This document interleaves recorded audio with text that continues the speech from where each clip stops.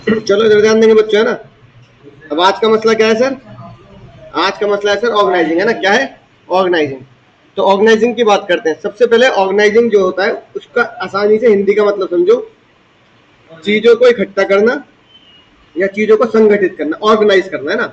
यानी कि एक प्रोसेस जिससे चीजों को संगठित किया जाता है, एक तरीके से जोड़ा जाता है ना, ताकि हम क्या कर सके, कंपनी का ऑर्गेनाइजेशन गोल, ठीक है, अचीव कर सके। तो प्लानिंग में था what to do and how to do. Planning में क्या था? What to do and how to do. Organising का क्या कोड है? ऑर्गेनाइजिंग का कोड बनता है who will do and when. What and how किसका था? प्लानिंग का। हु एंड व्हेन किसका बनेगा सर? ये ऑर्गेनाइजिंग। तो याद रखेंगे, इससे भी एमसीक्यू आ जाता है, ठीक है। अब ऑर्गेनाइजिंग क्या करता है? कोऑर्डिनेट करता है रिसोर्सेज, यानी 4 M's को क्या करता है ऑर्गेनाइजिंग? कोऑर्डिनेट करता है। 4 M बोलना कौन कौन से होते हैं? हाँ, मैन, मशीन, मटेरियल और मनी, ठीक है। यही 4 M's होते हैं। इन्हीं 4 M's को बोला जाता है रिसोर्सेज। क्या बोलते हैं इन्हीं 4 M's को? रिसोर्सेज बोला जाता है ना, राइट। मनी, ठीक है। इसी में एक अगला मुद्दा आता है कि जब हम चीजों को संगठित करते हैं तो उन संगठन यानी चीजों को जोड़ने के लिए हम क्या बनाते हैं? डिपार्टमेंट। क्या बनाते हैं? डिपार्टमेंट। तो इसलिए ऑर्गेनाइजिंग का दूसरी भाषा में मतलब होता है डिपार्टमेंट क्रिएट करना। क्या क्रिएट करना? डिपार्टमेंट। और डिपार्टमेंट बनाने को हम बोलते हैं एक जैसे लोगों का एक ग्रुप बनाना। एक जैसे लोगों का एक ग्रुप। अब जैसे तुम्हारा जो कॉमर्स का सेक्शन है तो उसमें बोला जाएगा कि कॉमर्स डिपार्टमेंट। क्या बोला जाएगा? Commerce department. Science department school में बोलते हैं ना, ये तो साइंस डिपार्टमेंट वालों का काम है, तो ह्यूमैनिटी वालों का काम है, कॉमर्स वालों का काम है। तो एक जैसे लोगों का एक ग्रुप बनाना। तो अगर एक जैसे लोगों का एक ग्रुप बनाते हैं तो उसे क्या बोलते हैं? डिपार्टमेंट। क्या बोलते हैं बाबू? डिपार्टमेंट, ठीक है ना। Similar work for similar people. एक उनकी ट्रेनिंग भी एक जैसी होगी, उनकी एजुकेशन भी एक जैसी होगी, उनका काम भी क्या होगा? एक जैसा होगा। समझ में आ गई बात? बोलो भाई, समझ गए? ठीक है। अब देखते हैं, देखो जो तुम्हारी किताब में चार्ट बना के दे रखा है, अगर एग्जाम से पहले रिवाइज करेंगे तो एक चार्ट से पूरा चैप्टर रिवाइज हो सकता है, ठीक है। ऑर्गेनाइजिंग, सबसे पहले ऑर्गेनाइजिंग की बात करते हैं। तो ऑर्गेनाइजिंग में मैंने बेसिक चीज बता दी। अब अगर ध्यान दो तो ऑर्गेनाइजिंग में कितने स्ट्रक्चर होते हैं? एक तो होता है डिपार्टमेंट बनाना और एक होता है स्ट्रक्चर। कितने स्ट्रक्चर होते हैं? एफएस, याद करो, एफएस और डीएस, ठीक है। अब एफएस और डीएस के बारे में जान लेते हैं। फंक्शनल स्ट्रक्चर क्या होता है? फंक्शनल फंक्शनल स्ट्रक्चर कब बनाया जाता है? जब इंडिया में या पूरी दुनिया में सिंगल लाइन प्रोडक्ट हो, वन लाइन प्रोडक्ट, यानी ऐसी कंपनी जो एक ही प्रोडक्ट बनाती हो। जैसे जैसे मारुति क्या बना रही है? कार। और बाटा क्या बना रहा है? जूते। मतलब ऐसी कंपनी जो सिंगल प्रोडक्ट बनाती है, ठीक है। मतलब वो यार फुटवेयर, ठीक है। तो बात कर लो ना फुटवेयर की, है ना।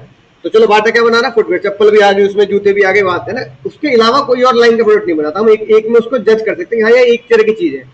रिलायंस दो तरह की चीज बना रहा है, दो बिल्कुल ऑल टुगेदर अलग, है ना। रिलायंस पेट्रोलियम अलग है और रिलायंस ट्रेंड अलग है। तुम इनको एक साथ नहीं कर सकते। जिस भी प्रोडक्ट की मैन्युफैक्चरिंग को तुम जोड़ सकते हो, जिस भी प्रोडक्ट के एडवर्टाइजमेंट को तुम जोड़ सकते हो, वो होता है फंक्शनल स्ट्रक्चर। जूते का और चप्पल का एड एक साथ किया जा सकता है। बाटा वाले कर सकते हैं भाई, जूते भी है और चप्पल भी है। लेकिन पेट्रोल और कपड़े का एक साथ नहीं कर सकते कि पेट्रोल छिड़क के आग लगा लेना कपड़े में, ऐसा नहीं हो सकता भाई, है कि नहीं बात? ठीक है। तो दुनिया ये सोचेगा पेट्रोल का एड कपड़े से, है ना, मैच नहीं हो सकता।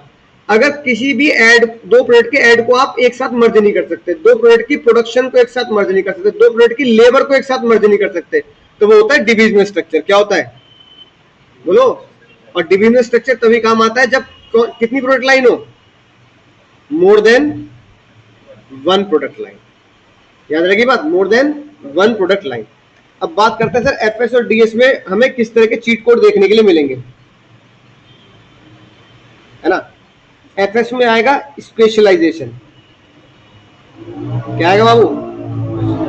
एफएस में आ जाएगा आपका स्पेशलाइजेशन, ठीक है। हाई डिग्री ऑफ स्पेशलाइजेशन चाहिए हो और सिंगल लाइन प्रोडक्ट। समझ बात? डिविजनल स्ट्रक्चर में क्या आएगा? डिविजनल में आएगा more than one product line, है ना। राइट, और कितने सारे उसमें डिवीजन आप क्रिएट कर सकते हो। बात समझ में आई? अब ये बताओ, ये लिखे से चीट कोड स्पेशल। अब जो फंक्शनल स्ट्रक्चर होगा वो ऑक्यूपेशनल स्पेशलाइजेशन हो जाएगा। ऑक्यूपेशन मतलब कि वो उसी चीज में स्पेशलिस्ट होगा, ठीक है ना। तो बाटा वाला कह रहे हैं फुटवेयर में क्या है, स्पेशलिस्ट है, ठीक है। एचपी वाले क्या है, लैपटॉप बना रहे हैं, एचपी वाले, है ना। राइट, वो उसमें क्या स्पेशलिस्ट है। तुम्हारे पास अगर मान लो जैसे भैया के पास एसर का लैपटॉप है, तो किसमें स्पेशलिस्ट है, एसर के लैपटॉप बनेगा, ठीक है। इसमें क्या होगा, इससे क्या होगा, डिपार्टमेंट आसानी से कोऑर्डिनेट कर सकते हैं, क्योंकि प्रोडक्शन वाला ये बता देगा कि मुझे कितने रुपए की जरूरत है, राइट। ये इकोनॉमिकल होगा। इकोनॉमिकल मतलब एक काम का एक ही डिपार्टमेंट बनेगा। जैसे फाइनेंस का है तो फाइनेंस के कितने डिपार्टमेंट बनेंगे, एक डिपार्टमेंट, है ना। प्रोडक्शन का कितने डिपार्टमेंट बनेंगे, एक डिपार्टमेंट। इसमें ट्रेनिंग देना भी क्या होगा, आसान होगा, कि जो भी कंपनी में एम्प्लॉय हायर होगा, कंपनी वालों को भी पता होगा, एम्प्लॉय को भी पता होगा कि भाई मैं इस काम के लिए आया हूं, तो मेरे को इस डिपार्टमेंट में ट्रेनिंग मिलेगी। यानी कंपनी में कोई मान लो कॉमर्स का बंदा गया तो कहाँ जाएगा, वो फाइनेंस में। कोई मार्केटिंग का बंदा गया तो कहाँ जाएगा, वो मार्केटिंग डिपार्टमेंट में। उसमें कोई कंफ्यूजन नहीं रहेगी। और इससे क्या होगा, एफिशिएंसी बढ़ेगी। एफिशिएंसी का मतलब क्या होता है, पहले चैप्टर में बताया था, ऑप्टिमम यूटिलाइजेशन ऑफ रिसोर्सेज, यानी मिनिमम कॉस्ट में मैक्सिमम इनपुट। अब इसके कोई नुकसान भी तो है, बताओ क्या नुकसान है। इंटर डिपार्टमेंट कॉन्फ्लिक्ट, यानी कि डिपार्टमेंट एक दूसरे की मदद करना नहीं चाहता है, खासकर मार्केटिंग और फाइनेंस। मार्केटिंग वाला कह रहा है कि भाई काम करो, मार्केटिंग के ऐड करने के लिए विराट कोहली को ले लो, कोहली को। फाइनेंस वाला कह रहा है भाई कोहली मांग लेगा 10 करोड़ रुपए, कौन देगा 10 करोड़ रुपए, ठीक है। तो वो कह रहा है कि भाई 10 करोड़ रुपए तो अपने आप रिकवर हो जाएंगे जब मार्केटिंग करेंगे, प्रोडक्ट बिकेगा। फाइनेंस वाला कह रहा है बिकेगा तो जब जब हम क्या कहते हैं पैसे अलॉट करेंगे, हमारे पास पैसे नहीं है इतने, हमारे पास तो पैसे नहीं है इतने, मार्केटिंग को इतना नहीं सकते। तो ये लड़ाई रहती है। तो कहते चल धोनी को ले ले, धोनी को यार वो 2-4 करोड़ में ऐड कर देगा, कोई बात नहीं। रिंकू सिंह को ले ले यार, वो 50 लाख में कर देगा, है कि नहीं बात, राइट। तो भाई इस तरीके से लड़ाई झगड़ा रहता है अगर दो डिपार्टमेंट के बीच में। इनएफेक्टिव कोऑर्डिनेशन, इसकी वजह से क्या होता है, जब दोनों के बीच में झगड़ा रहेगा तो लोग क्या करेंगे, कोऑर्डिनेशन भी आपस में नहीं करेंगे। और क्या रहेगा, इनफ्लेक्सिबिलिटी। इनफ्लेक्सिबिलिटी देखो कैसे होती है, मान लो फाइनेंस, मान लो मार्केटिंग डिपार्टमेंट में जो मार्केट के एम्प्लॉय थे या सेल्समैन थे, वो घूमने गए, मार्केटिंग काम करने गए, भाई भारी खाना खाएंगे। वो 5 बंदे गए थे एक शहर में मार्केटिंग करने, 5 ने एक जगह पे खाना खाया, ठीक है, और 5 के 5 बीमार हो गए। अब अगले दिन क्लाइंट से मीटिंग है, ठीक है, अगले दिन क्लाइंट से मीटिंग है। पहले दिन मीटिंग थी नोएडा, दूसरे दिन मीटिंग है ग्रेटर नोएडा। अगले दिन जब क्लाइंट से मीटिंग है, अब ये 5 के 5 ही सेल्समैन है, 5 के 5 सेल्समैन बीमार हो गए। अब कंपनी का जो बॉस है, जो कंपनी का डिपार्टमेंट हेड है, वो दूसरे डिपार्टमेंट वालों से, फाइनेंस वालों से कह रहा है भैया तुम फाइनेंस वाले भेज दो। तो चले जाएंगे फाइनेंस वाले। फाइनेंस वाले बेचारे गर्मी में कभी गए नहीं, है ना, शीशे वाले लोग होते हैं वो तो, ठीक है, आराम से गाड़ी से बाइक से आएंगे, है कि नहीं बात। कहाँ बैठेंगे, एसी में बैठेंगे, लैपटॉप खोलेंगे, एसी में बैठेंगे। अरे भैया शाम को चलेंगे 5 बजे के बाद, गर्मी बहुत हो रही है बाहर, है ना, एसी में बैठेंगे। चाय खाना पीना भी कहाँ आता रहेगा, एसी में आता रहेगा। लंच ब्रेक भी क्या होगा, कंपनी के अंदर एसी में होगा। मार्केटिंग वाला बेचारा धूप में घूम रहा हो, आधा हीमोग्लोबिन तो उसका वैसे डाउन है, गन्ने का जूस पी पी के भी बेचारा, है कि नहीं बात, एनर्जी नहीं ले पा रहा, समझ रहे बात को। तो फाइनेंस वाला ये कह रहा है कि भैया एक तो मुझे मार्केटिंग का काम नहीं आता, और दूसरा धूप में मैं बेहोश हो जाता हूँ। स्कूल में कभी बेहोश हुए नहीं हो, ऐसे देखे तो होंगे कभी, बच्चे धूप में खड़े जनगण मन गाना गा रहे, पता लगा 2-4 लुढ़क गए, है ना, इतनी गर्मी पड़ रही है स्कूल में। तो भाई इसे बोलते हैं इनफ्लेक्सिबिलिटी। मार्केटिंग वाला फाइनेंस वाला काम नहीं जानता, और फाइनेंस वाला मार्केटिंग काम नहीं जानता, तो कंपनी क्या होती है, दिक्कत में रहती है। तो ये नुकसान है, याद रहेंगे नुकसान। अब बताओ डिविजनल स्ट्रक्चर का क्या फायदा होता है। फायदा, यहां आप बनते हो ऑक्यूपेशनल स्पेशलिस्ट यहां, और यहां क्या बनते हो, प्रोडक्ट स्पेशलिस्ट। यहां क्या बनोगे, प्रोडक्ट स्पेशलिस्ट। समझ आगे बात। एक्सपेंशन आसान होता है। देखो भाई, मान लो मैंने तुम्हें बताया रिलायंस के मान लो 4 प्रोडक्ट है, बताओ ऐसा कौन सा प्रोडक्ट है जो रिलायंस नहीं बनाता। रिलायंस जियो सिम बना रहा है, रिलायंस कपड़ा भी बना रहा है, रिलायंस पेट्रोल भी बना रहा है, चलो ना 3 है। ऐसा कौन सा प्रोडक्ट है जो रिलायंस नहीं बना रहा। और चलो सिम के साथ वो कहीं कुछ तो पहले तो फोन भी आते हैं लाइव करके, अरे और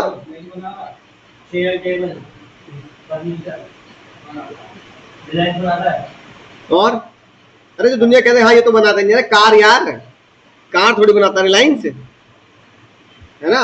बड़ा बड़े होटल्स, बड़े बड़े चीजें, अब रिलायंस कह रहा है कोई बात नहीं, हम क्या करेंगे, हम भी मारुति ने बहुत मजे ले लिए, अब हम भी मजे लेंगे, मारुति से हम बनाएंगे कार, पहले 6 महीने कार फ्री, उसके बाद पैसे चार्ज। एक्चुअली मतलब पहले 6 महीने विदाउट EMI दे देंगे, फिर करें, बढ़िया सी स्कीम निकाल दी उन्होंने कार की। अब ये बताओ, अगर रिलायंस कार बना रहा है तो इससे जियो को क्या फर्क पड़ेगा?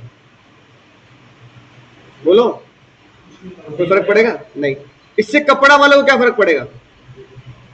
कुछ भी नहीं पड़ेगा। इसे बोलते हैं इजी एक्सपेंशन। हाँ, मुकेश अंबानी को जरूर फर्क पड़ेगा, जो ऊपर क्या है, ऊपर उस पूरे रिलायंस इंडस्ट्री के MD है। तो MD कह रहा मेरे 3 बच्चे थे, एक बच्चा और आ गया दुनिया में, लेकिन जो पहले 3 बच्चे थे, है ना, उनको नए भाई के आने से, नए भाई बहन के आने से कोई फर्क नहीं पड़ता। कहते हम तो भी अपनी जगह चल रहे हैं, हमारा वही स्कूल चल रहा है, हमारे वही आउटलेट चल रहा है, हमारा वही काम चल रहा है। मुझे समझ में आएगी बात? तो जो मुकेश अंबानी है MD को ये कहेंगे कि हाँ भी मुझे इसके लिए क्या करना पड़ेगा, पैसा अलॉट करना पड़ेगा। मैं कार बनाऊंगा तो कम से कम कई 100 करोड़, हजारों करोड़ रुपए चाहिए, डिजाइनिंग के लिए चाहिए, फिर मारुति से कंपीट करना है, फिर EV बनाऊं, पेट्रोल बनाऊं, डीजल बनाऊं, दुनिया भर के उन्हें काम धाम है। लेकिन वो MD की, वो रिलायंस इंडस्ट्री की जिम्मेदारी है ना। जियो कह रहा है मुझसे क्यों मांग रहे हो? क्या जियो कार वालों को पैसे दे देगा? नहीं। क्या पेट्रोल कार वालों को पैसे दे देगा? नहीं। और क्या कपड़ा कार वालों को पैसे देगा? नहीं। तो इसलिए बोलते हैं कि जब भी कोई डिविजनल स्ट्रक्चर में एक एक्सपेंशन की बात आती है, यानी कि जब हम नया प्रोडक्ट लॉन्च करते हैं तो पुराने प्रोडक्ट को हमें कोई परेशानी नहीं होती, तो ये फायदा होता है। कल को रिलायंस वाले कार ना बनाए, कल को रिलायंस वाले कह रहे छोड़ो कार छोड़ो यार, मारुति से कौन पंगे लेगा, होटल से बना सकते हैं। तो रिलायंस वाले ने बोला चलो होटल में इतना खर्चा भी नहीं आएगा, एक मनाली में खोल लेंगे, एक गोवा में खोल लेंगे, बड़ी बड़ी जगह पे खोल लेते, पहले शुरुआत करते हैं मुंबई में खोल लेंगे। अब ये बताओ, होटल खोलने से रिलायंस के सिम पर और कपड़े पर और पेट्रोल पर कोई फर्क नहीं पड़ता। बात समझ में? इसे बोलते हैं दूसरे डिवीजन को इसके बारे में कोई नॉलेज हो या ना हो, उससे कोई फर्क नहीं पड़ता, इजी एक्सपेंशन है। अब डिसीजन भी क्विक होगा नहीं होगा? ठीक है, बोलो भाई, है ना।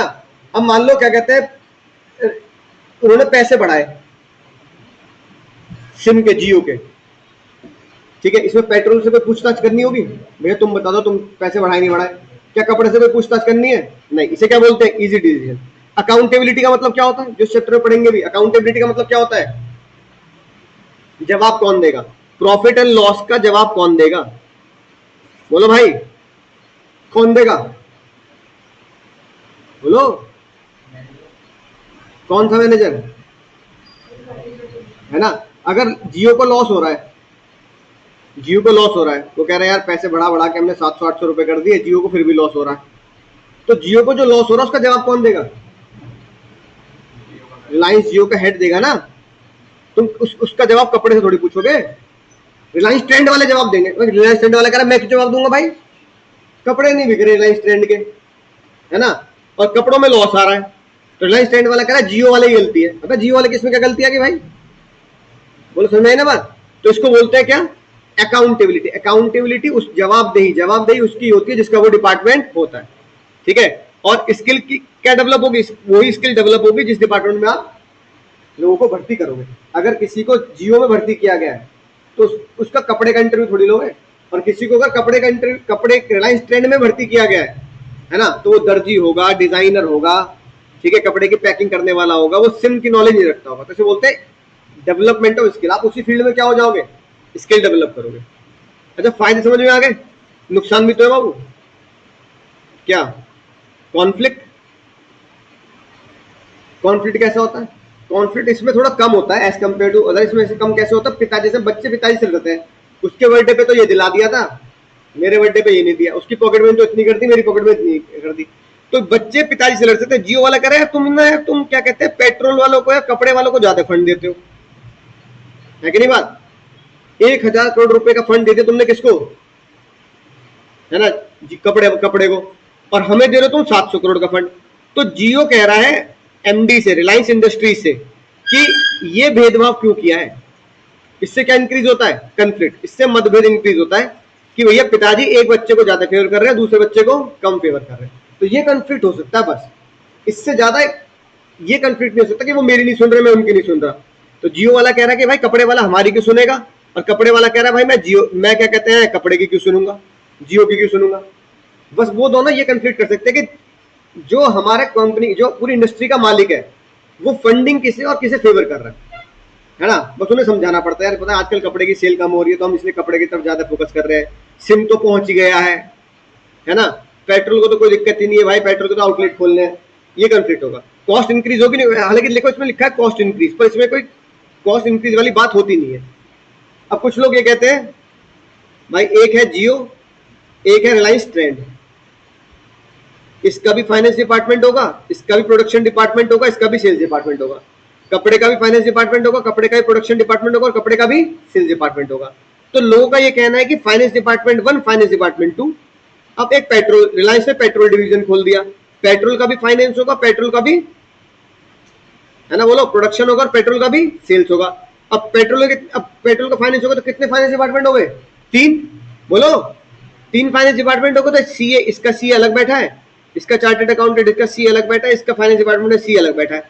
अब रिलायंस, अब जो बुरा मानने वाले लोग हैं वो ये कह रहे हैं कि भाई इंडस्ट्री तो एक ही है रिलायंस, ये प्रोडक्ट तो रिलायंस के ही है। अब रिलायंस ने 3 सीए क्यों हायर कर रखे हैं भाई? रिलायंस ने 3 सी क्यों हायर कर रखे हैं? जियो का सी चार्टर्ड अकाउंटेंट अलग है, कपड़े का अलग है, और पेट्रोल का अलग है। एक ही सीए कर लेगा ना सारा काम, पर प्रैक्टिकली ऐसा नहीं होता। ठीक है, सीए कह रहा है कि भाई मेरे पास तुम्हारे जियो में इतने हजारों करोड़ों का बिजनेस है, मैं उसका ही काम कर लूं तो मैं कपड़े कैसे कर पाऊंगा? और वैसे प्रैक्टिकली भी यही होता है कि जियो का जो सीए है वो सिर्फ जियो की यूनिट के बारे में नॉलेज रखता है, कपड़े वाला किससे बात करेगा? कपड़े वाले से। अब ये मजबूरी हो जाती है इंडस्ट्री की, 3 चार्टर्ड अकाउंटेंट रखने ही पड़ेंगे, 3 चार्टर्ड अकाउंटेंट रखने ही पड़ेंगे। ठीक है, अगर विराट कोहली को ऐड कर लोगे तो विराट कोहली ये नहीं बोलेगा कि जियो का ऐड ही मुझसे करा लो, कपड़े का भी करा लो, पेट्रोल का भी करा लो। नहीं, वो बोलेगा भैया एक चीज बताओ, जब ऐड में बोलूंगा तो क्या बोलना है ना? या तो बोलो कि भैया मैं जियो का सिम यूज करता हूँ, फास्टेस्ट नेटवर्क, ये बोलो, या फिर बोलो कि मैं कपड़े किसके पहनता हूँ, रिलायंस ट्रेंड के कपड़े पहनता हूँ, कंफर्ट वंफर्ट, ऐसे बोलो। ये थोड़ी कि एक पैसे में दो का काम, एक तीर से 2 शिकार नहीं होते भैया, डबल पैसे लगेंगे फिर। ठीक है, अब मार्केटिंग वाला बंदा कह रहा है कि यार दो मार्केटिंग, यानी कि एक इसके लिए धोनी ले लो, इसके लिए कोहली ले लो, तो यहाँ पैसे कॉस्टिंग डबल हो रही नहीं हो रही? तो लोगों का ये मानना है कि कॉस्ट इंक्रीज होती है किसकी वजह से? डिविजनल स्ट्रक्चर की वजह से कॉस्ट इंक्रीज होती है, क्योंकि जितने ज्यादा डिपार्टमेंट उतने ज्यादा खर्चा, जितने ज्यादा प्रोडक्ट उतने ज्यादा डिपार्टमेंट, और जितने ज्यादा डिपार्टमेंट उतने ज्यादा सीए, उतने ज्यादा एडवर्टाइजर, उतने ज्यादा खर्चा। ठीक है, और सबसे आखिरी बात, ये बात बिल्कुल सही है, इग्नोर करते हैं ऑर्गेनाइजेशनल को, यानी कि जियो को लॉस आ रहा है ना, जियो को लॉस आ रहा है, उसे 1 पैसे का फर्क नहीं पड़ता रिलायंस इंडस्ट्री प्रॉफिट में लॉस में, वो बस क्या क्यों हो रहे हैं? जियो को हाय हाय कर रहे हैं, जियो को लॉस आ रहा है। फिर क्या पेट्रोल प्रॉफिट में रहेगा? हमेशा पेट्रोल हमेशा किसमें रहेगा?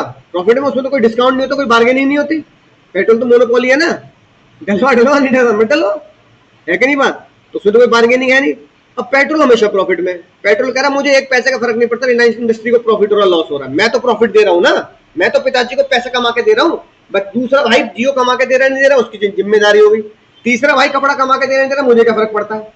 तो इसे बोलते हैं ऑर्गेनाइजेशनल इंटरेस्ट को इग्नोर करते हो। मतलब हम हर एक प्रोडक्ट ये नहीं सोचता कि मेरे पिताजी को प्रॉफिट हो रहा है लॉस हो रहा है, रिलायंस इंडस्ट्री को प्रॉफिट हो रहा है लॉस हो रहा है, वो कह रहा है मैं प्रॉफिट दे रहा हूं ना, तुम जानो तुम्हारा काम जाने। समझ ना बात? तो रिलायंस इंडस्ट्री में अगर पेट्रोल प्रॉफिट दे रहा है और जियो लॉस दे रहा है, तो पेट्रोल वाले कभी भी इस बात का गम नहीं बनाएंगे कि जियो में क्या आ रहा है, यार मेरा छोटा भाई है यार, बताओ लॉस में रहता है हमेशा। नहीं, पिताजी जरूर गम बनाएंगे, रिलायंस इंडस्ट्री के मालिक एमडी, कि यार ये तो अच्छा कर रहा बालक, ये अच्छा नहीं कर रहा, इसको और ऐसे अच्छा करवा यार, है कि नहीं बात? तो ये ऑर्गेनाइजेशन इंटरेस्ट को इग्नोर करता है। तो इसकी सलाह, इसके बारे में कोई चिंता नहीं होगी पेट्रोल वाले को। वो कह रहा भैया मुझे नहीं पता, उसका लॉस आ रहा है, तुम जानो। इसे बोलते हैं इग्नोर ऑर्गेनाइजेशनल इंटरेस्ट। कंपनी के इंटरेस्ट को हम क्या कर देते हैं? इग्नोर कर देते हैं। बोलो यार, समझ गए बात? अगली बात, फिर इसमें आता है फॉर्मल और इनफॉर्मल। याद करो क्या आता है? फॉर्मल और, बोलो भाई, फॉर्मल ऑर्गेनाइजेशन। इसमें सारी बातें कैसी होंगी? देखो, ईमेल, ठीक है, स्केलर चेन, ऐसे शब्द लिखे आएंगे ना। No personal matter, no personal discussion कि भाई तू आज बैगन का भरता लाया और मैं कड़ी लाया हूं, है ना, कोई ऐसी बातें नहीं होंगी। तेरे घर में क्या चल रहा है, मेरे घर में क्या चल रहा है, क्या समस्या परेशानी, कोई डिस्कशन नहीं। Only official talks. बोलो, देखो ये लिखी बात। रिलेशन कैसे होंगे? ऑफिशियल, है ना, यानी बताया जाएगा तेरी टीम में ये है, तेरी सीट इसके बगल में, स्कूल में रोल नंबर डिसाइड करते हैं। ठीक है, सब हर कोई कैसे चलेगा? Rules and regulation. अच्छा बताओ, फॉर्मल ऑर्गेनाइजेशन डेलिबरेटरी बनाया जाता है या अपने आप बन जाता है? बनाया, जबरदस्ती बनाया जाता है, रोल नंबर की तरह। रोल नंबर 1 ये है तो 2 यही है, डेलिबरेटरी। सारा काम किस पे होता है? तुम्हारे दुख दर्द पे या तुम्हारे ऑफिस पर? ऑफिस पर। तुम्हारे दुख दर्द से कोई लेना देना नहीं है, घर में क्या चल रहा है तुम्हारे, हमें कोई मतलब नहीं है, ठीक है। कोऑर्डिनेशन की फोकस इस पे रहता है कि लोग क्या करें आपस में, कोऑर्डिनेशन करें। अच्छा, इनफॉर्मल में क्या होगा? डेलिबरेटरी बनता है या अपने आप बन जाता है? अपने आप बन जाता है विद इन फॉर्मल ऑर्गेनाइजेशन। यानी इनफॉर्मल का जन्म कहां से होता है? फॉर्मल से। भैया जब मैं स्कूल जाता हूँ, है ना, जब मैं स्कूल जाता हूँ क्लास में, जब पहली बार स्कूल गया तो मैंने अपने दोस्त अपनी तरह से नहीं चुने थे, वो मुझे जबरदस्ती क्लास में बिठा दिया गया, फिर मुझे उनमें से क्या बनाने पड़े, बोलो, दोस्त बनाने पड़े। जब मैं कोचिंग आया तो मैं अपने दोस्त को लेकर नहीं आया, मान लो मैं अकेला आया तो कोचिंग के दोस्त मुझे अपने हिसाब से क्या करने पड़े, बनाने पड़े। यानी इनफॉर्मल ऑर्गेनाइजेशन हमेशा क्या होती है, फॉर्मल के अंदर से ही जन्म लेती है। इनफॉर्मल ऑर्गेनाइजेशन की मजबूरी होती है कि दोस्त वहीं से बनेंगे जो मेरे फॉर्मल है। ऐसे जब मैं कभी काम करूंगा, जॉब पे जाऊंगा, तो मेरे ऑफिस में मान लो 100 लोगों का स्टाफ है, तो 100 के 100 दोस्त नहीं बनेंगे, 100 के 100 मेरे फॉर्मल है, जो मेरी टीम में मेरे साथ सोच मैच कर जाएगी। हाँ यार, ये बंदा मेरे जैसा ही है, बातचीत भी ऐसी करता है, होता है घर के आसपास है तो एक साथ क्या करते हो आप, चल भाई दोनों बाइक पे बैठ के आ जाएंगे, एक साथ शेयरिंग कर लेंगे। तो मेरी दोस्ती भी कैसे हो जाती है, उन लोगों से हो जाती है जो मेरे फॉर्मली मुझे क्या दिए जाते हैं, है ना, ऑफिस में करे जाते हैं। इसलिए बोलते हैं इनफॉर्मल ओरिजिनेट फ्रॉम फॉर्मल। तो भाई ये एमसीक्यू पिछले साल या कुछ पिछले साल आया था एग्जाम में, है ना।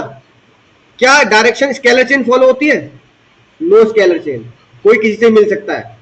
हेनरी फ्योल की भी बेइज्जती कर रखी है, कोई स्केलर चेन फॉलो नहीं होती।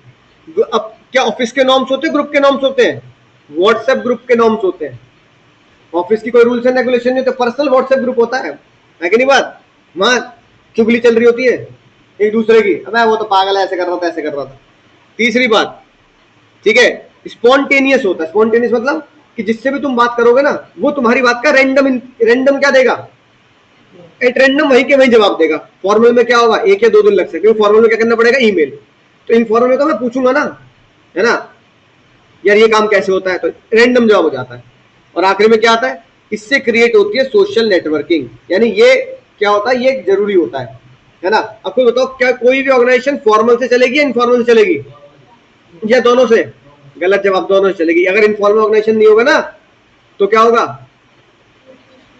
तो फिर लोग काम नहीं करेंगे। मतलब तुम ये कह दो कि भाई तू इस कमरे में बैठेगा, वो उस कमरे में बैठेगा, है ना, सब अलग अलग कमरे में बैठेंगे, ठीक है। और अगर 2 जने एक साथ बिठाए जाएंगे तो क्या नहीं करेंगे, एग्जाम हॉल की तरह बात नहीं करेंगे, तो वो कंपनी क्या हो जाएगी, खत्म हो जाएगी। क्योंकि तो मोटिवेशन खत्म हो जाएगा ना ऑफिस जाने का। ऑफिस जाने का मोटिवेशन काम नहीं होता, ऑफिस जाने का मोटिवेशन तो पहला तो होता पैसा, और दूसरा मोटिवेशन होता है चल मन लगा रहेगा, दोस्त यार है ना साथ में, कोई बात नहीं भाई। जैसे तुम पानी लेने चले गए, पानी लेके जा रहे हो 1 घंटे में, है कि नहीं बात, सही कह रहे हो ना, बहन भी कह रहे बिल्कुल सही कह रहे हो सर, ठीक है, पानी लेने के बहाने आ रहे हो घंटे में। तो ये क्या है, अगर ये चीजें ना हो तो फॉर्मली क्या हो जाएगा, कंपनी क्या हो जाएगी, कोलैप्स हो जाएगी। यानी इंसान वही काम करना चाहता है जहां काम के साथ साथ दोस्ती यारी भी हो जाए, ठीक है। कि भैया अगर गाड़ी से जा रहे हो तो यार भाई मुझे वहां तक छोड़ दियो, बाइक से जा रहे हो तो मेरे घर के पास आता वहां तक छोड़ दियो, वहां से तो मैं ओला कर लूंगा यार, है ना, रैपिडो कर लूंगा। इस तरह के बीच में बात करते हुए चले, कुछ खाते पीते चले गए, यार एक पैटिस तेरी एक पैटिस मेरी, ठीक है। इसलिए फॉर्मल इनफॉर्मल दोनों जरूरी होते हैं। बोला, समझाएगी बात। अब बताओ, ट्रू और false, formal originate from informal या इनफॉर्मल ओरिजिनेट फ्रॉम फॉर्मल? बोलो, नहीं समझ में आई बात। Formal originate, formal organisation Hindi में समझो, फॉर्मल ऑर्गेनाइजेशन इनफॉर्मल से बनती है या इनफॉर्मल फॉर्मल के अंदर से बनती है? तो मैं ये बात इंग्लिश से पूछ रहा हूं, informal originate from formal, informal originate from formal, याद रखना ये बात, ठीक है। और आखिरी मुद्दा आता है बाबू इसमें, क्या, सेंट्रलाइजेशन और डिसेंट्रलाइजेशन। इसमें तो 100% एग्जाम में आना ही आना है। देखो, पहले आते हैं डेलीगेशन। बताओ डेलीगेशन में कितनी चीजें होती हैं, 3, कौन कौन सी, बोलो। सबसे पहले बाबू अथॉरिटी, दूसरी रिस्पॉन्सिबिलिटी, और तीसरी अकाउंटेबिलिटी। अब पहले इनके चीट कोड समझो। डेलीगेशन का मतलब होता है डेली काम, कौन सा काम? डेली काम या फिर रूटीन काम। बात समझ में आई? जो एक मैनेजर के लिए इंपॉर्टेंट नहीं है लेकिन जिसको दे रहे हो उसके लिए इंपॉर्टेंट है, क्योंकि उसका काम यही है ना। अब जैसे मैं बताऊं, मेरा मेन काम क्या है? पढ़ाना। तो किताब प्रिंट करना मेरा काम नहीं है। बोलो, किताब प्रिंट करना मेरा काम नहीं है। अगर किताब प्रिंट करना मेरा काम नहीं है तो मैं इस काम को करूंगा डेलीगेट। क्या करूंगा? डेलीगेट। अनइंपॉर्टेंट काम जो मेरे लिए ना हो वो मैं दूसरे को दे दूंगा। अच्छा, जो किताब प्रिंट करता है, जिसका काम ही प्रिंट करना है, उसके लिए वो इंपॉर्टेंट है, वो इस काम को डेलीगेट नहीं करेगा, तो उसका काम ही यही है। बोलो भाई, समझे ना बात? अच्छा, मान लो चलो, तो मैंने बोला बीएसटी सर पढ़ाएंगे, तो उन्होंने बीएसटी का काम क्या कर दिया? डेलीगेट। लेकिन मैं बीएसटी को किसी और को डेलीगेट नहीं कर सकता, क्योंकि मेरा मेन काम यही है। तो डेलीगेशन का मतलब ये होता है, हर एक मैनेजर को ये समझना है उसका डेली का काम और रूटीन का काम क्या है। अगर वो डेली का काम और रूटीन का काम, बेकार का काम खुद करेगा, तो फिर वो मेन काम कब करेगा? अगर किताबों को मैं ही प्रिंट करूंगा तो पढ़ाऊंगा कब? किताबों के स्पाइरल अगर मैं ही बनाऊंगा तो पढ़ाऊंगा कब? है कि नहीं बात? तो मैनेजमेंट के महान लोगों ने एक टेक्निक निकाली, डेलीगेशन। इसलिए उन्होंने बोला delegation is multiply by 2। Delegation is multiply by 2। Multiply by 2 मतलब सिर्फ 2 ही लोग होंगे, तीसरा और कोई जिम्मेदारी नहीं लेगा। बोलो भाई, ठीक है। अब एक बात देखो, अगर मैं यहाँ पे पढ़ा रहा हूं, ठीक है, तो साफ सफाई की जिम्मेदारी मैंने किसको दे दी? काम वाली आंटी को दे दी, है कि नहीं बात? तो अब ये बताओ, अगर जिस दिन, है ना, या पानी की जिम्मेदारी किसको दे दी? पानी वाले को दे दी। अब जिस दिन पानी वाला भैया नहीं आया, जैसे आज नहीं आया वो, है ना, तो ये बताओ, मैं, क्योंकि वो पानी नहीं आया, पैसे किससे काटूंगा? काम वाली आंटी के, पानी वाले के? पानी वाले के पैसे कटेंगे ना। पानी वाले के पैसे कटने का मतलब ये कि पानी वाला यही बोल रहा है, आंटी, काम वाली आंटी बोलेंगे कि भैया उसकी गलती से मैं थोड़ी भुगतूंगी, मैं तो अपना काम पे आ रही हूँ, मैं देखो पोछा लगा के चली जाती हूँ, है ना, झाड़ू पोछा कर देती हूँ, बात खत्म हो गई। अब पानी वाला अगर पानी लेके नहीं आ रहा तो उसके पैसे काम वाली आंटी के नहीं काट सकते, पानी वाले काटने पड़ेंगे। इसे बोलते हैं मल्टीप्लाई बाय 2। सिर्फ 2 ही लोग होते हैं आपस में 1 to 1 बात करने के लिए। बोलो भाई, समझ में ना बात? इसे बोलते हैं मल्टीप्लाई बाय 2, यानी 2 ही लोग। अच्छा, एक और बात, इसमें एक चीज और पूछ लेते हैं। अगर मैनेजर ने कोई काम करना है, उसने अपना काम डेलीगेट कर दिया, और वो जो डेलीगेट किया वो काम हो गया खराब। मैंने किताब दी सीयूट की प्रिंट करने को, उसने किताब कर दी खराब, उल्टे सीधे प्रिंट लगा दिए, टेढ़े मेढ़े निकाल दिए, एक उल्टा एक सीधा, एक उल्टा एक सीधा, है ना। पेज नंबर 7, 8, 9 यहाँ है, 10, 11, 12 पीछे छाप दिए। तो वो कह रहा है भैया बड़ी दिक्कत की बात है, स्पाइरल खोलूं, फिर अरेंज करूं, फिर उल्टे सीधे के नए प्रिंट निकालूं, एक पेज तो सीधा निकल गया, उसके पीछे वाला उल्टा निकल गया। बच्चे से कह दो ना उल्टा कर करके पढ़ लेंगे। अब इसकी जिम्मेदारी किसकी है? तुम्हारे लिए इसकी जिम्मेदारी किसकी? मेरी है उसकी? मेरी है ना। इसे बोलते हैं manager is still responsible. Manager is still responsible for the work. Manager ये नहीं बोल सकता प्रिंटर ने खराब कर दिया, प्रिंटर से बात कर लो जाके, नहीं भाई, क्लाइंट क्यों बोलेगा? बोलो भाई, समझ में आ रही ना बात? बोलो हाँ। ऐसी कंपनी ऐसी। अच्छा, मान लो तुमने क्या कहते हैं, हिंदुस्तान वाले से पैटीज ले ली, भूख लगी, तुमने क्या ले ली? पैटीज ले ली। पैटीज निकली खराब, अंदर बिल्कुल खराब थी, है ना। अब तुम जाओगे मधुरिमा वाले से लड़ने, हिंदुस्तान वाले तुमने पूछा कहाँ से ले रहा? भैया मधुरिमा से लाता हूँ, ये क्या कहते हैं, दासना गेट पे, जो है दासना गेट पे, कहाँ पे, गंज पे जाओगी, है ना, यहाँ से लाता हूँ मैं घंटा घर से।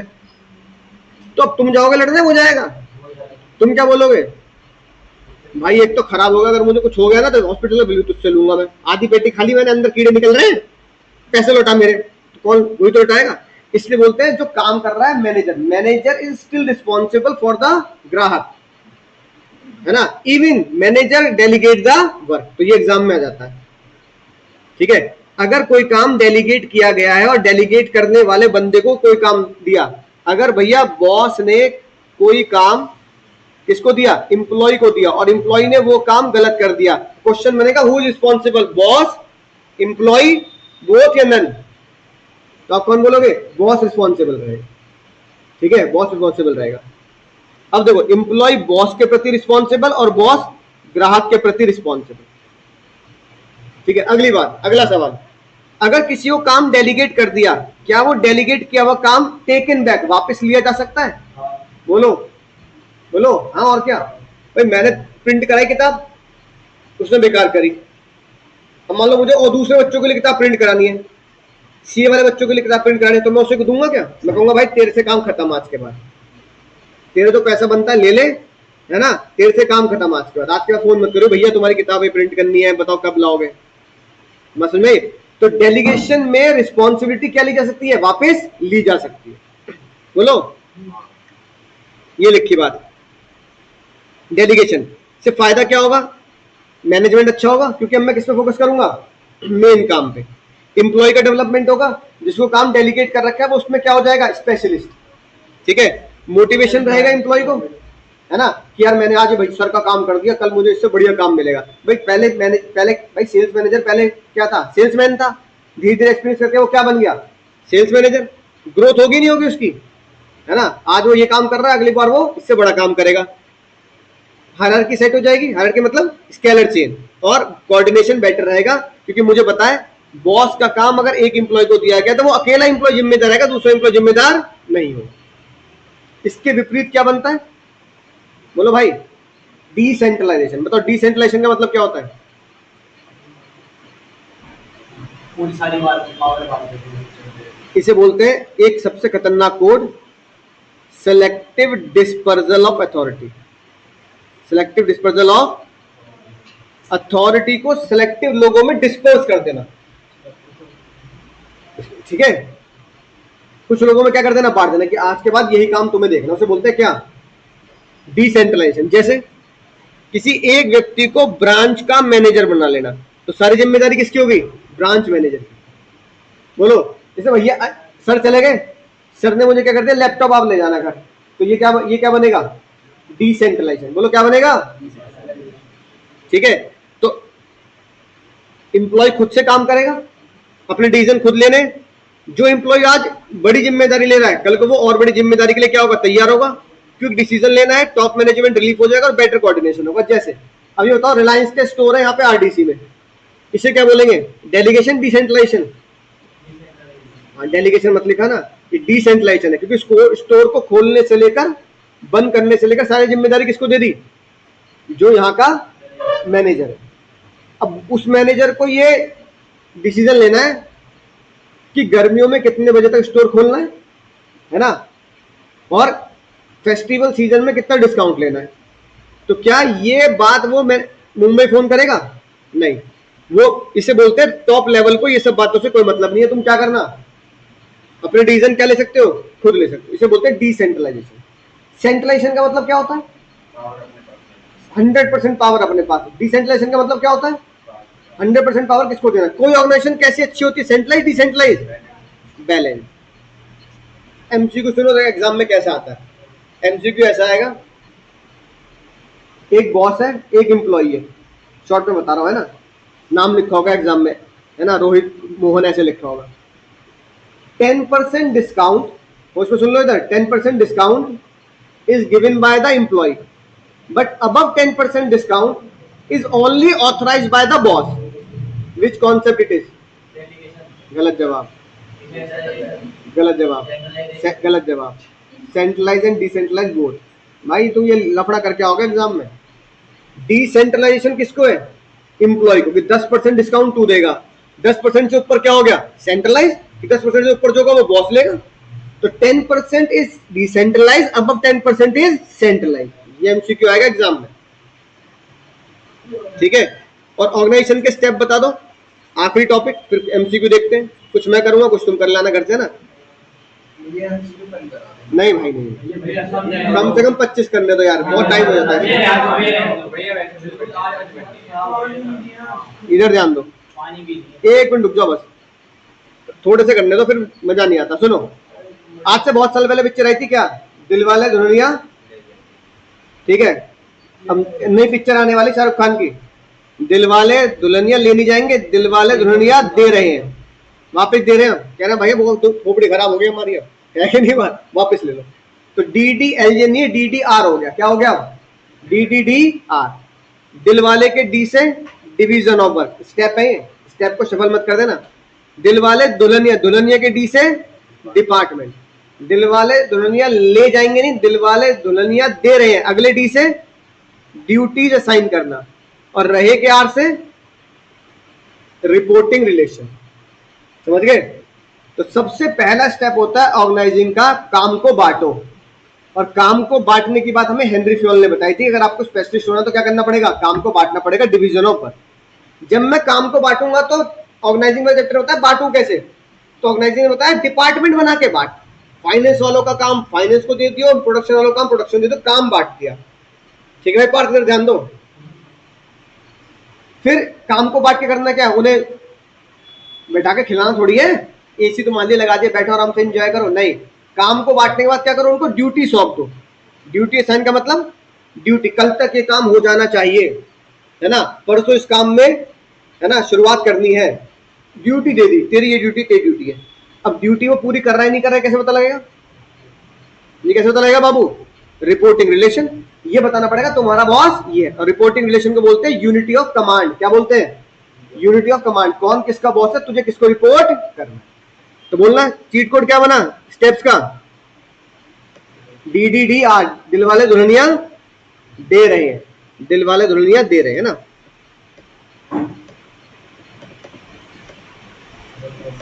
बताओ भाई, थोड़े से कर लेते हैं, बहुत बिल्कुल 10 मिनट लगेंगे, 20 कम से कम 20, 25 के 20 कर दिए मैंने। दीदी बताओ, हो जाएगा, कम से कम 20 तो करो।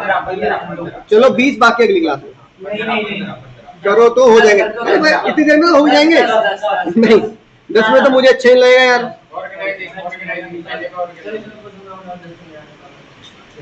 20 से पहले बोल मत जाना, देखो जितनी देर में 10-20 करोगे ना, इतनी देर में खत्म हो जाएगा गेम।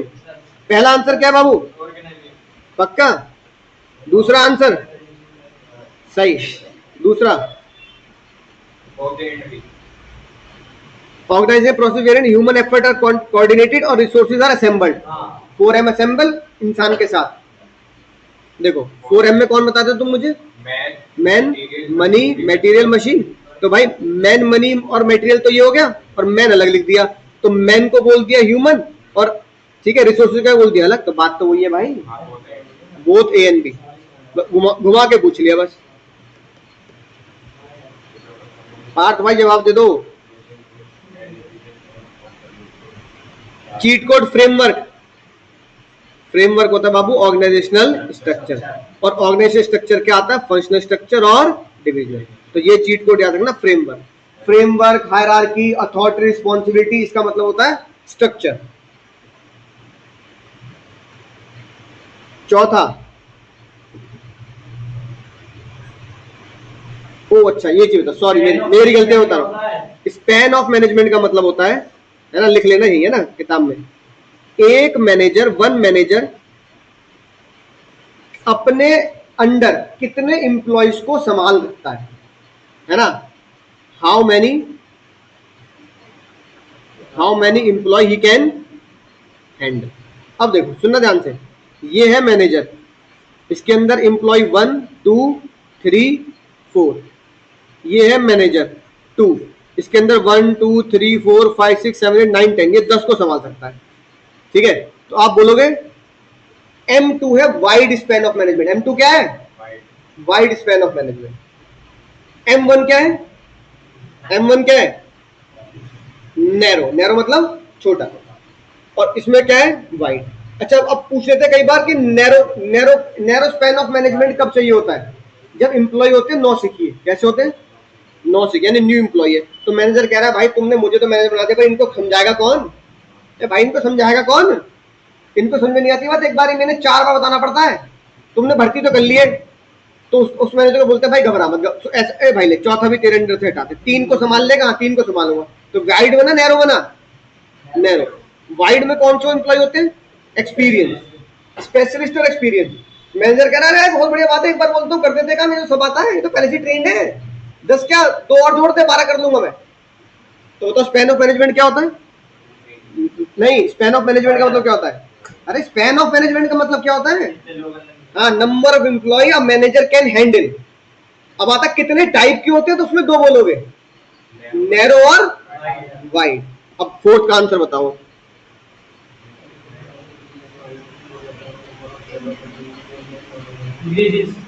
बोलो भाई। Span of management increase in organisation, what happened to the number of level of management in the organisation, level of management, level और नीचे इंक्रीज होगा डिक्रीज होगा, डिक्रीज होगा, है ना? नहीं समझे? अरे span of management increase, span of, यार तुम भी ऐसी बात कर रहे हो, सुनो ध्यान से। स्पैन ऑफ मैनेजमेंट का मतलब क्या होता है? एक मैनेजर कितने एम्प्लॉय को संभाल सकता है? पहले कितने संभाल रहा था? 10। स्पैन ऑफ मैनेजमेंट इंक्रीज, अभी क्या कह रहा है? 10 के कितने कर दो? 15, 11, 12, 13, 14, 15, 16, 17, 18, 19, 20। अब एक मैनेजर अगर स्पैन ऑफ मैनेजमेंट को इंक्रीज करता जा रहा है, स्पैन ऑफ मैनेजमेंट इंक्रीज होता है ऐसे राइट में, मोस्टली एक मैनेजर के लिए ऐसे इंक्रीज होगा, ठीक है? तो नंबर ऑफ हायरार्की क्या बनेगी? कम या ज्यादा? अरे कम बनेंगी, फिर नीचे डाउन फॉल नहीं करना पड़ेगा ना। समझ रहे हो क्वेश्चन, है ना भाई? अगर पापा बिजनेस चला रहे हैं, अगर पापा कह रहे हैं मैं 20 के 20 लेबर मैं संभाल रहा हूं, तो फिर तुम्हें संभालने की जरूरत नहीं है ना कुछ भी। तुम्हें तो जब संभालने की जरूरत है तो पापा कहे भैया मैं 10 से ज्यादा नहीं संभाल सकता, अब तू 10 तू संभालेगा, तो नीचे हायरार्की बढ़ाएंगे। पिताजी काम कर रहे हैं, फिर बेटा काम कर रहा है, फिर पोता काम कर रहा है। समझ में आई बात?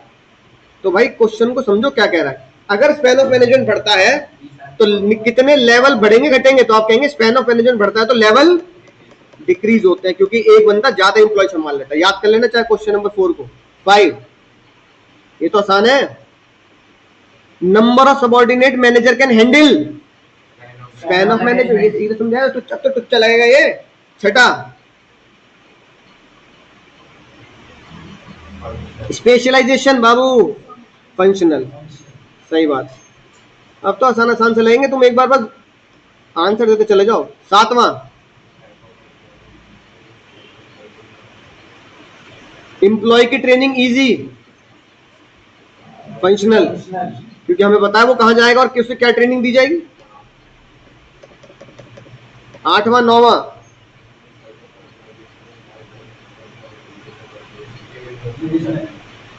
क्या मतलब? स्ट्रक्चर पूछ रहा है वो। सुटेबल व्हेन साइज, जब ऑर्गेनाइजेशन बड़ी होती है। अबे यार फिर देखिए कोई बात है, साफ साफ चीट कोड लिखा है। स्पेशलाइजेशन, उससे कोई फर्क नहीं पड़ता। मारुति भी तो बहुत लार्ज कंपनी है, प्रोडक्ट तो एक, स्पेशलाइजेशन तो एक ही है उनकी। 9, नॉट, झूठ पहचानना, झूठ। एफएस का कौन सा फंक्शन नहीं है, फीचर नहीं है?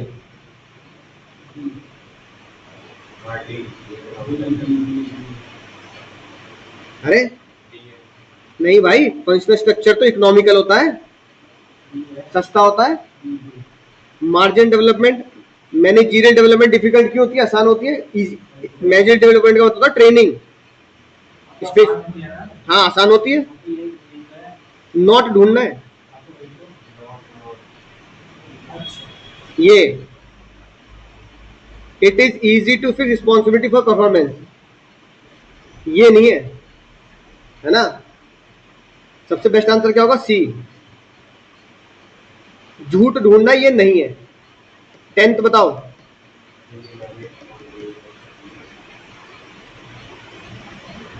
अब समझ ढंग से जवाब देना।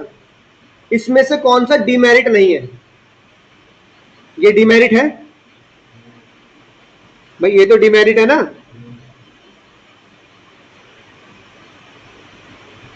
ये डिमेरिट नहीं है, ये कंफ्लिक्ट डिमेरिट है ना? और it authority provide to the manager all that, ये भी डिमेरिट है। मिसअंडरस्टैंडिंग होती है, डिमेरिट है। तो कौन सा डिमेरिट नहीं है? ये all function into particular product integrated in one department, ये डिमेरिट नहीं है, फीचर है। ये क्या है बाबू?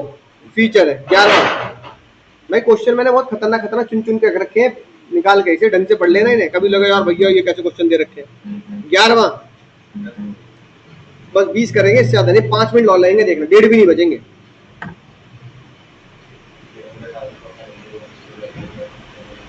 ये तो आसान है भाई। कौन सा काम कर रहे हैं? ऑर्गेनाइजिंग, लोगों को इकट्ठा कर रहे हैं ना। 12, 13, अब ढंग से कर लेना, तुम इसमें गलती कर रहे हो भाई। इसमें से कौन सा फीचर नहीं है?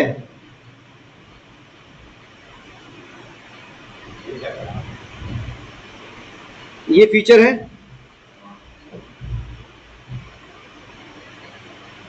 Formal standard of behaviour employ are evolve from the group. ये फीचर, ये तो भाई इनफॉर्मल का है। ये किसका फीचर है? इनफॉर्मल का।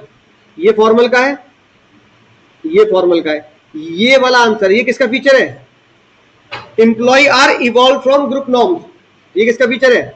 इनफॉर्मल का। 13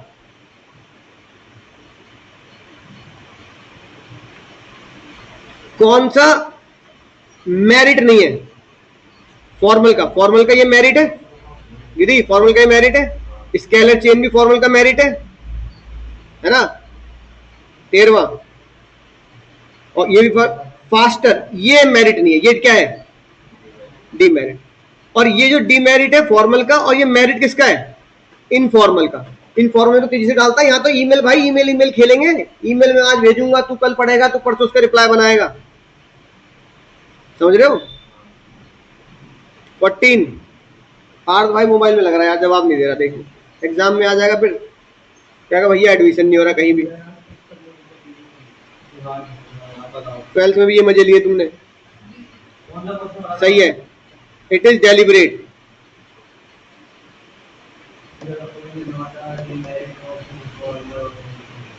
कौन सा डीमेरिट नहीं है?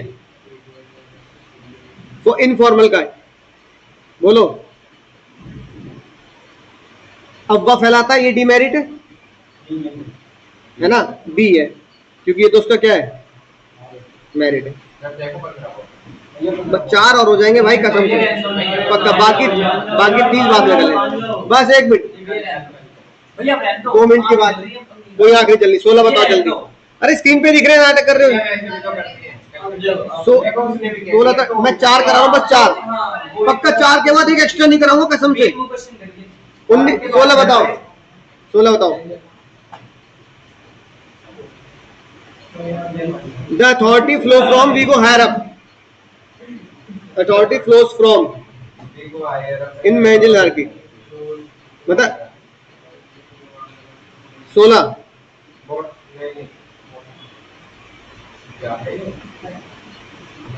authority flows from,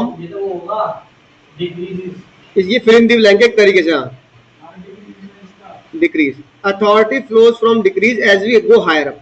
जैसे जैसे ऊपर जाएंगे हमारी अथॉरिटी डिक्रीज होती रहती है, रिस्पॉन्सिबिलिटी बढ़ती रहती है। 17 बताओ। 17 अथॉरिटी, जैसे जैसे scope of authority increase as we go higher up in the managerial authority, है ना? 18 इट इज ऑब्लिगेशन। अरे ऑब्लिगेशन का मतलब क्या होता है? रिस्पॉन्सिबिलिटी। रिस्पॉन्सिबिलिटी मतलब ऑब्लिगेशन, जिम्मेदारी, ड्यूटी। आखिरी 2 बस ये आखिरी 2 है।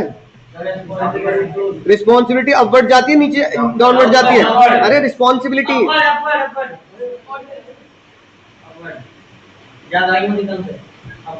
रिस्पॉन्सिबिलिटी अपवर्ड, अथॉरिटी नीचे की तरफ डालते हैं और रिस्पॉन्सिबिलिटी ऊपर की तरफ जाती है। क्या मैं रिस्पॉन्सिबिलिटी। और आखिरी